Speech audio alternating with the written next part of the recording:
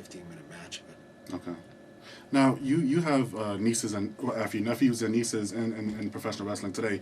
Being one of D.H. Smith and Natty Neidhart, do you communicate with them, give them pointers and whatnot on professional wrestling today? Yeah, I talk to them both pretty regular. Harry is to me is a really great wrestler, and it's just a matter of time before he gets his break with the WWE. And Natty's starting to climb now, and they're both exceptional wrestlers. They're both, in a lot of ways, they're as technically sound as you can get. Right. And I think they both do really well, and I'm glad for them. And in speaking of that, it's like for me, in my relationship with the WWE today, it's like we're kind of at a live and let live, and we, if I need something from them or they need something from me, we can call each other up and we can talk, and it's not a big war anymore between us, and I like that, and I still follow wrestling, and I still hope that the wrestlers that are working do well and they're making money, and that I like WrestleManias and stuff. I try to watch, and I'll still always love the business and love the people in it, but I do think that they're sorely lacking the realism that I used to put into wrestling. Okay. Will we ever see you in a WWE, not as a wrestler, but as a maybe a manager or announcer or, I'm an author now. You're an author. Okay. No, I have no desire to go back. My limitations, I can't follow my head anymore. Okay. And so my options are to be a commissioner or referee or guest referee or maybe a manager or something, or an announcer. And I just don't want to be remembered for that. I'd rather be home watching TV. Okay, I got you. Just some miscellaneous questions. Name 3 wrestlers you wish you had a chance to work with that you didn't have. And I know one of them is Kurt Angle. Kurt would be one for sure. I would love to have worked more with Rey Mysterio. Okay. He's he's one of the greatest wrestlers, and still today is one of my favorites. Okay.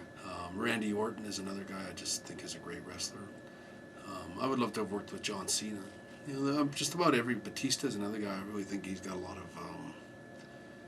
fire and a lot of his charisma and his way his personality is, and the way he's got a lot of. I just like the way he wrestles. Okay. You had some heat with the Nature Boy Ric Flair. Is that all dead in the past, or it's like whatever? Because he retired this year, and I just wanted to get your thoughts on that, how that was done and whatnot.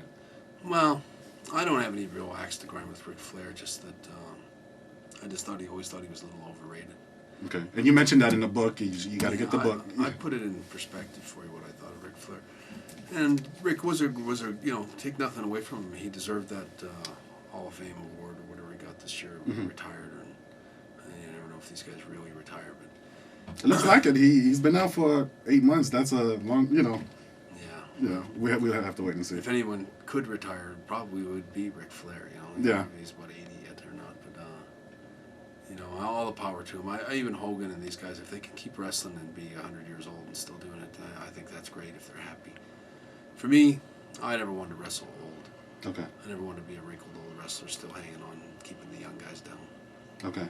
Now you know a lot about family issues and whatnot. Hulk Hogan, he's been going through some family issues for the past couple of years now. What are your thoughts on that? Have you been following it? And Actually, I'm sympathetic to him.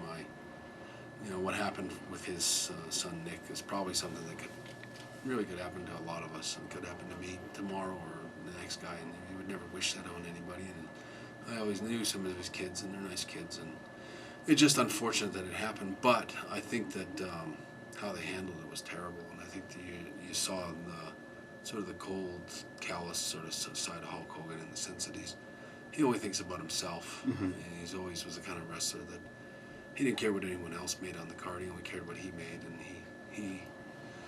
he just was always a guy that looked out for himself, which, maybe there's nothing wrong with that. It's hard to criticize someone for looking out for himself, but he watched a lot of other guys hanging by threads while he was being flown in on a Learjet and stuff like that. So I'm not a big fan of Hulk, but okay. He's not so bad. Okay. And finally, will we ever see a union in the world of wrestling? Why 20 years, 20, 30 years, will there ever be a union down the line? Oh, there ought to be. If anything, the shareholders and the people in the company ought to give the wrestlers a union, just because it's the humane thing to do.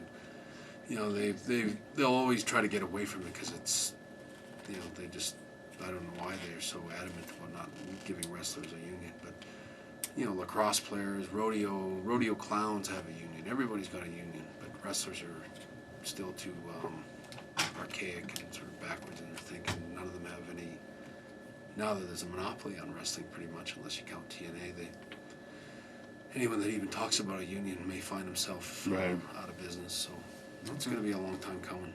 I think it has to come. It won't come from the wrestlers because there's not one wrestler that's important enough to hold the company up. Like the only one that I think that was ever in a position to force a union would have been Hulk Hogan. Yeah. And he snitched. He snitched on Jesse the Body Ventura for what he said. Anyway, well, you know, the book is in stores now. My Real Life in the Cartoon World of Wrestling. Bret the Hitman Hart. Bret, thank you so much for coming by Oki's Wrestling Wrap Up. Thank you.